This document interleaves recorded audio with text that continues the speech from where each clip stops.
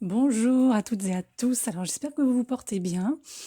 Aujourd'hui, je vais, comme promis, vous proposer un podcast concernant le transit de Mars en Bélier, avec la fameuse rétrogradation qui aura lieu de mi-septembre à mi-novembre. Alors juste avant de commencer, je voulais juste préciser une chose. Je ne vais pas aborder la question du Covid par rapport à ce transit de Mars, parce que j'estime que j'en ai suffisamment parlé dans deux audios précédents que j'ai postés en début d'année, si je me souviens bien, dans lesquels vous trouverez toutes les informations qui ont l'air de s'aligner avec les faits. Voilà, donc je ne vais pas m'attarder sur cette question-là. Par contre, je vais vraiment faire en sorte de vous présenter ce transit et notamment cette rétrogradation inhérente à ce transit, orientée de manière, je dirais, personnelle. Donc humaine, c'est-à-dire effectivement au départ sur le plan individuel, mais qui dit plan individuel dit par effet boule de neige plan collectif.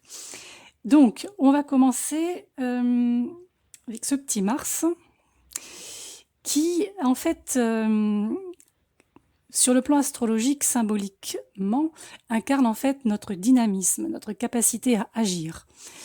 Mars, en fait, c'est une planète qui est considérée comme guerrière, qui dirige le signe du Bélier, donc qui revient en fait dans son signe, donc elle va être en domicile, comme on dit techniquement, et c'est une planète, une énergie qui semble être exclusivement dédiée à l'offensive. Alors qu'en fait, quand Mars est bien aspecté, ce qui va être le cas pendant quelque temps aussi, avec certains aspects qui vont se former pendant ces quelques mois, on n'aura pas que des carrés au Capricorne, je vous rassure. Quand Mars est bien aspecté, il joue aussi bien des deux côtés du champ de bataille. Hein. On a un Mars qui ne réfléchit pas forcément, on n'est pas sur une énergie de réflexion, on est sur une énergie d'action qui, en fait, peut être très efficace, très bien encadrée, bien structurée. La force de frappe positive peut être très efficace. À l'inverse, Mars peut aussi bien se réveiller pour contre-attaquer un petit peu n'importe comment. Ça arrive souvent aussi, en fonction des moments, des situations et évidemment des nécessités.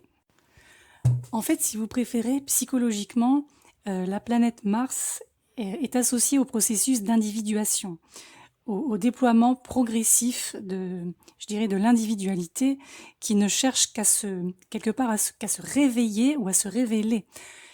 Donc là, Mars peut en effet éclater en une action, je dirais, impitoyable lorsqu'elle est suffisamment traumatisée, en frappant aveuglément et parfois avec une forme de ruse un peu machiavélique. Il ne faut pas oublier encore une fois que Mars est aussi l'une des planètes qui dirige le Scorpion, en plus de Pluton. Mais Mars est aussi notre survie intérieure. C'est ce qui nous permet je dirais, de lutter contre les éléments et aussi tout ce qui nous permet je dirais, de prospérer, là où on est en droit de prospérer. Mars, souvent, aussi est associé à des émotions de colère, de frustration, qu'il est difficile à gérer. Donc, comme vous le constatez, c'est une planète aux effets très ambivalents euh, qui peuvent être très bien maîtrisés comme totalement à côté de la plaque et surtout avec, je dirais, des résultats qui n'en sont pas.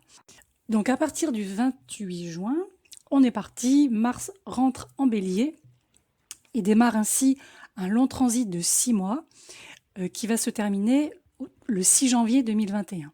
Alors déjà, dans un premier temps, ça va marquer le début d'un changement, je pense, assez important dans nos niveaux d'énergie. C'est-à-dire que comme si en fait nous allions passer d'une espèce de sentiment, de ressenti vague, confus, euh, un peu comme si on nageait à contre-courant, ce signe du poisson, dans lequel il se promène depuis un petit moment.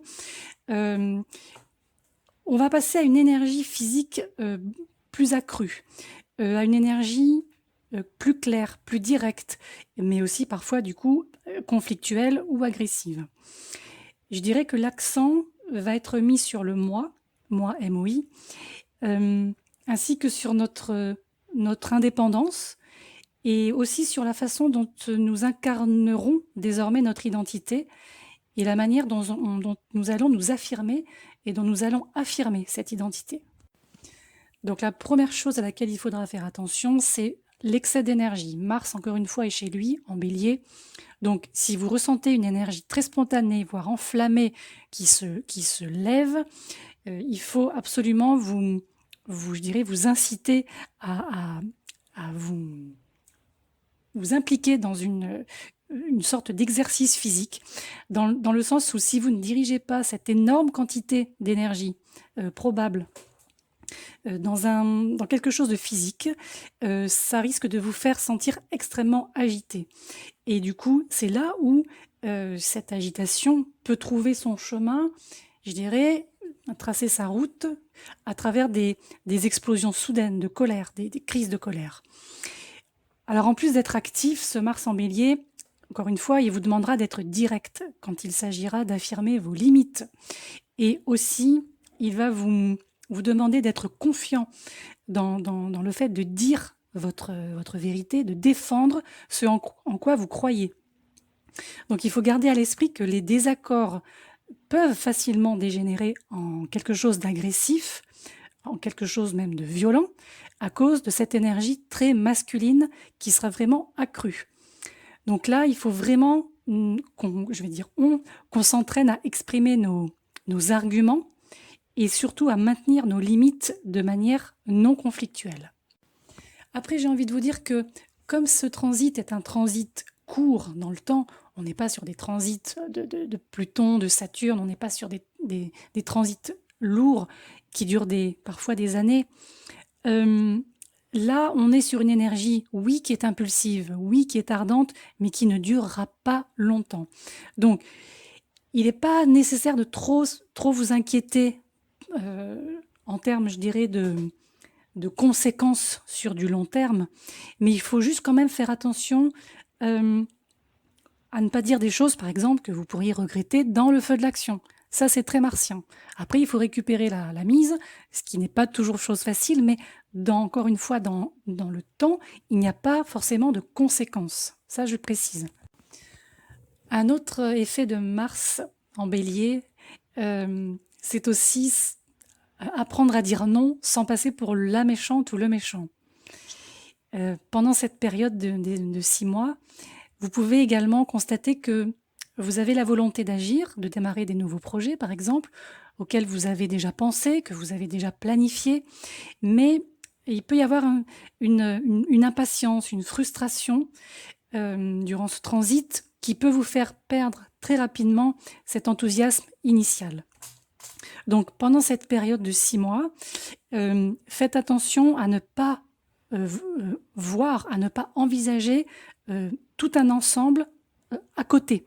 Je veux dire à côté de la plaque, dans le sens où vraiment ce que vous verrez ne sera pas forcément la réalité. En plus, Neptune en Poisson rétrograde, je vais en parler sur un prochain audio, va jouer aussi dans ce sens-là. Donc, il faut faire attention de bien penser que si vous avez la sensation que ce que vous percevez ne colle pas avec la réalité, vous stoppez pendant un petit moment. Vous n'allez pas plus loin. Maintenant, si vous êtes sûr de vous, il n'y a pas de souci.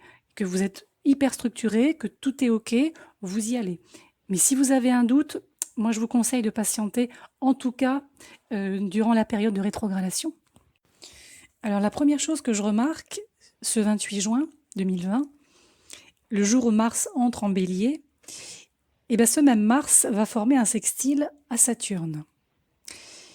Bon, Saturne est rétrograde, certes, on voit bien qu'il y a des choses qui vont devoir être réglées sur le plan des institutions, tout ce qui est sociétal, tout ce qui est collectif.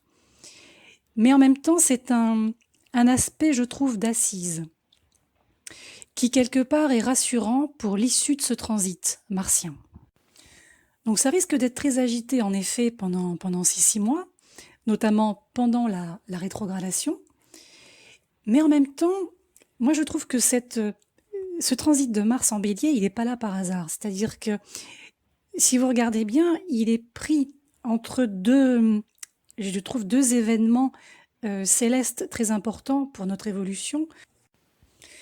Nous avons eu d'une part, souvenez-vous, le 12 janvier dernier, 12 janvier 2020, la conjonction Saturne-Pluton en Capricorne. Et l'année prochaine, en 2021, nous allons avoir le carré Saturne-Uranus. Donc on a toujours ce Saturne qui se balade. Début 2020 nous montre ce qui est en train de craquer, ce qui est en train de tomber, tout ce qui est obsolète, ce qui ne fonctionne plus, tout ce à quoi on s'accroche. Et l'année prochaine, ça va être un petit peu le bras de fer entre cet ancien Saturne et ce nouveau Uranus. Et ce transit de Mars, il est là pour vraiment servir de déclencheur, si ce n'est de détonateur. Alors la rétrogradation de Mars démarrera exactement le 9 septembre pour s'achever le 14 novembre. Pour vous donner un repère temporel des 2 précédentes rétrogradations martiennes, pas en bélier, je précise, juste en rétrogradation. Pour ça, il faut remonter à l'année 2018, entre la fin du mois de juin et la fin du mois d'août. Si on remonte encore plus loin, 2 ans avant, on tombe sur l'année 2016, entre la mi-avril et la fin juin. Alors vous ne retrouverez pas, bien évidemment, le même événement dans le même domaine, puisque les rétrogradations précédentes n'avaient pas lieu dans le même signe. Par contre, vous allez très probablement retrouver le même type d'énergie que vous avez traversé durant ces périodes. Alors c'est ici où je vais me permettre de faire un pont entre l'individuel et le collectif. Parce que Mars rétrograde touche à quelque chose de très nuancé entre ces 2 zones, le moi, le soi et les autres. Mars, c'est une énergie qui n'est pas toujours très bien, je dirais, métabolisée dans notre société bien lisse, bien carrée. Enfin, en tout cas jusqu'à maintenant. C'est-à-dire que dès notre plus jeune âge, on nous apprend à sublimer nos besoins primaires, individuels, pour le plus grand bien de la communauté. Et on nous a appris à ne rien dire du tout si nous n'avons rien de gentil à dire, de politiquement correct. Alors il ne faut pas s'étonner après qu'on se retrouve plus tard avec des instincts refoulés, des instincts martiens refoulés, où il faut lutter pour se défendre ou s'affirmer lorsque l'occasion l'exige. Et sur ce plan-là, on a hérité quelque part d'une capacité, je dirais, à voir le mal et de ne rien dire, et encore plus d'être lésé et de ne rien faire. Et pendant une rétrogradation martienne, on est tout à fait susceptible d'affronter cette partie de nous-mêmes. Vous voyez où je veux en venir ? Quant au fait que la rétrogradation de Mars n'est pas forcément négative à terme, parce qu'elle permet en fait de libérer des unités de colère qui semblent a priori éclater de nulle part.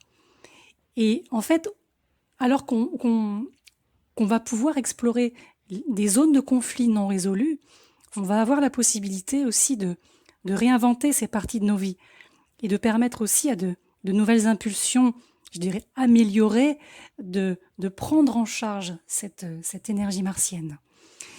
C'est vraiment un moment idéal, je trouve, pour réexaminer où nous allons, pourquoi, et qui va nous permettre aussi peut-être de réécrire certaines choses nécessaires. Et à la fin de la rétrogradation, on verra en fait notre chemin avec un regard neuf, enfin je l'espère, et aussi par le fait de découvrir, je pense, de nouvelles manières de fusionner la notion de motivation et la notion de sens. Alors maintenant, dans un deuxième temps, je vais vous proposer le signe par signe. Alors signe solaire, signe ascendant, n'hésitez pas à faire une combinaison des deux, comme ça vous aurez une perspective un peu plus large. Au niveau du signe des béliers, pour commencer, alors vous allez devoir probablement jouer le rôle du rebelle, du franc-tireur, d'une manière ou d'une autre, au cours de cette rétrogradation. Alors le conflit ou le choix que cette période de 2 mois semble mettre en évidence chez vous, se situe entre votre carrière et votre vie personnelle. Alors soit il y a un problème au travail qui va s'avérer être très personnel, du coup pour vous, et vous allez devoir vous battre pour le résoudre, ou bien c'est l'environnement professionnel qui risque d'empiéter sur votre liberté ou votre vie personnelle, et en fait, vous allez devoir trouver un équilibre pour conserver l'un et conserver l'autre. Mais en fin de compte, vous allez réaliser que, au-delà de l'événement, au-delà du fait, il s'agit de vos valeurs et de votre capacité, je dirais, à formuler ou reformuler ces valeurs en fonction de qui vous êtes et de ce que vous faites. Alors le signe du taureau, lui, il a vraiment envie, il aura vraiment envie de s'éloigner de tout ça, que ça ne le concerne pas, il a envie qu'on lui fiche la paix. Alors la question du choix ici, ça va se poser entre deux choses. C'est d'une part, est-ce que vous avez envie de rester dans l'action, de faire des choses donc actives évidemment, tout en n'étant pas forcément impliqué par ce qui va vous environner à ce moment-là, comme une espèce d'envie de sortir de votre zone de confort pour justement décoller de cette routine, de ce quotidien, ou bien est-ce que vous avez vraiment besoin de paix, de calme pour vous détendre et vous débrancher complètement, vous déconnecter. Mais en fin de compte, ce qui va être important, c'est de vous sortir de votre ornière, dans l'ornière dans laquelle vous êtes aujourd'hui. C'est ce qui sera vraiment nécessaire et vous y parviendrez par l'un ou l'autre choix. Mais à partir de là, je pense que à partir du choix que vous allez faire, c'est vraiment ce type de choix qui va vous définir et vous stimuler pour l'avenir. Pour le signe du Gémeaux, pour les vrais Gémeaux, d'ailleurs, être un jumeau, ça signifie souvent qu'il vous est difficile de vous démêler des autres, de vous couper des autres. Et ça va être très vrai pendant cette rétrogradation.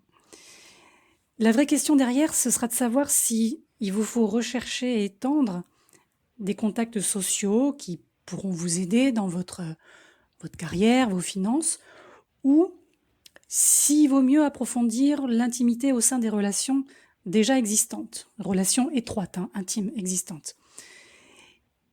Il peut être un peu difficile de réussir sur les deux plans. Il vous faudra probablement jouer à tour de rôle, d'un côté puis de l'autre, mais être clair sur vos priorités.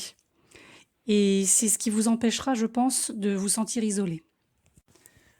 Pour le signe du Cancer, cette rétrogradation mettra en évidence les choix que vous allez faire entre votre carrière et vos proches. Vous devrez peut-être établir des priorités et aussi faire certains choix afin de gérer le court terme, mais sur du long terme, avec une vision long terme. Donc, gérer tout de suite pour plus tard. Il semble que ce soit l'approfondissement de vos engagements personnels qui l'emportera. Et la question est de savoir comment vous allez gérer ça, de manière à ce que vos résultats au niveau professionnel, tout ce que vous avez construit, n'en souffrent pas. Vous, les lions, ça semble se jouer entre la sphère du travail et la détente. Peut-être travaillerez-vous trop et ne vous détendrez-vous pas. Peut-être qu'à l'inverse, vous aurez un petit peu trop envie de vous détendre et vous n'aurez pas du tout envie de travailler. Donc faites attention de bien rationaliser vos activités quotidiennes pour tirer le maximum de productivité de votre temps, qui vous permettra ensuite de libérer de l'énergie pour certaines distractions, peut-être aussi un nouveau partenariat, pourquoi pas. Par contre, faites attention, je dirais, à ne pas donner la priorité à un certain relâchement qui pourrait entraîner un arriéré de responsabilité qui pourrait en plus ternir votre image. Pour le signe de la Vierge, il peut y avoir une énergie romantique, sentimentale à cette période de l'année, financière aussi, pourquoi pas, qui va comme grésiller à ce moment-là. Et les deux vont nécessiter de prendre des risques. Oui, de prendre des risques. Et la nature dynamique des énergies sera telle qu'une fois que vous y serez, vous pourrez vous retrouver rapidement, je dirais, à aller plus loin que vous ne l'auriez jamais imaginé avant. Et il semblerait que les risques des grandes entreprises, au sens socio-professionnel, entraîneront de grandes responsabilités et que les grands risques personnels que vous pourrez prendre entraîneront de grandes histoires. Maintenant, la question qu'il va falloir vous poser, c'est est-ce que vous avez suffisamment de place dans votre vie pour les deux? Alors vous, les balances, vous pouvez être confrontés à de grands défis dans votre zone, dans votre sphère relationnelle. Ça semble avoir un lien avec vos fondations, votre maison, votre famille, le foyer, etc.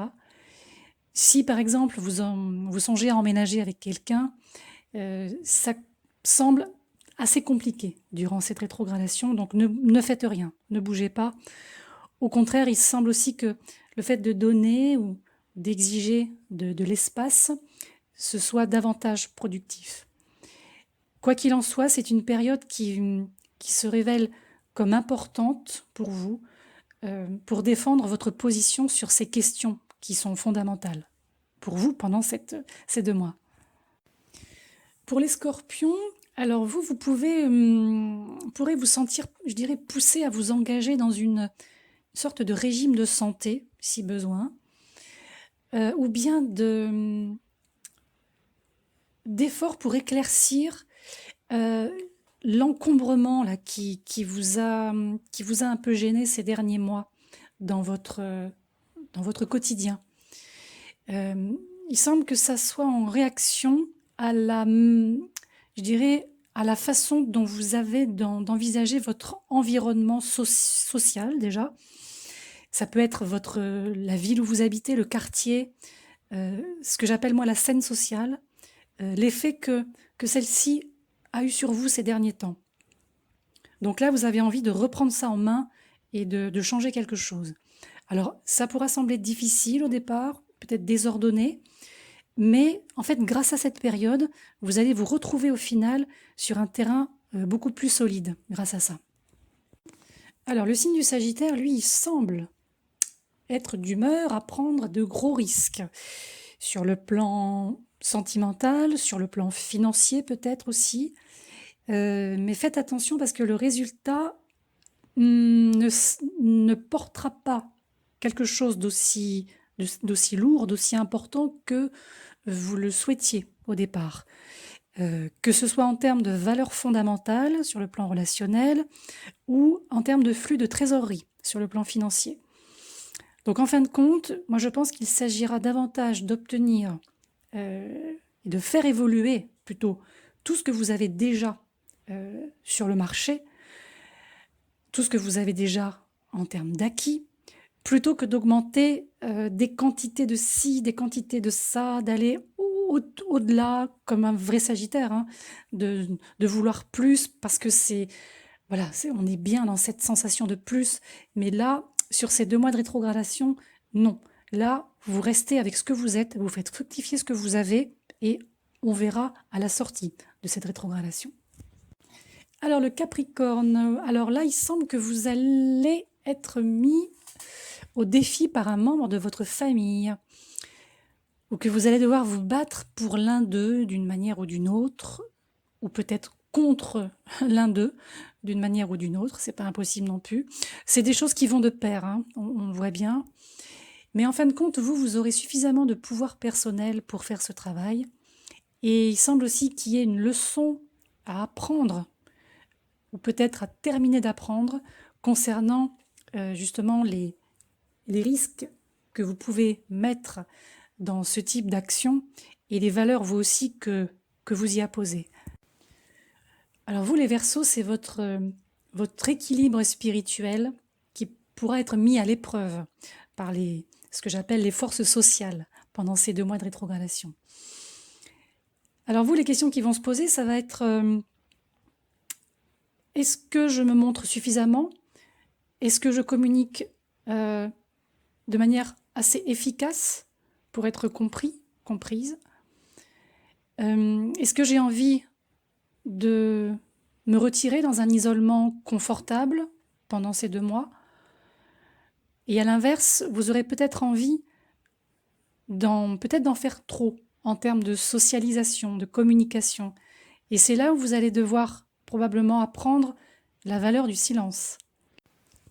Et suite à cette réflexion, c'est là que vous trouverez le véritable confort, en fait. Et pour finir, les poissons. Alors pour les poissons, il semble qu'il puisse y avoir un conflit autour des valeurs marchandes. La question qu'il va falloir vous poser, c'est quelle est votre valeur sur le plan professionnel, par exemple? Est-ce que vous ne vous sous-estimez pas un peu? Est-ce que vous êtes sûr de savoir ce que vous valez? Parce qu'a priori, suite à ces 2 mois, vous pouvez être sûr que vos valeurs seront beaucoup plus profondes que ce que vous pensez actuellement. Ce qui va aussi vous être utile durant ces 2 mois de rétrogradation et après, c'est la force des liens sociaux avec vos amis, vos associés, qui, en fait, finalement, vous mènera à quelque chose de beaucoup plus profond en termes de connexion spirituelle et de notion de communauté. Voilà donc l'interprétation que je peux vous proposer concernant ce transit de Mars en Bélier, rétrogradation incluse, évidemment. J'espère que ça pourra vous donner quelques clés, quelques indicateurs ou indications, comme vous voudrez, pour traverser ces 6 prochains mois. Je ne vais pas dire en toute sérénité, parce qu'il y aura quand même des choses qui vont bouger, qui vont être agitées, mais disons avec le maximum de recul possible.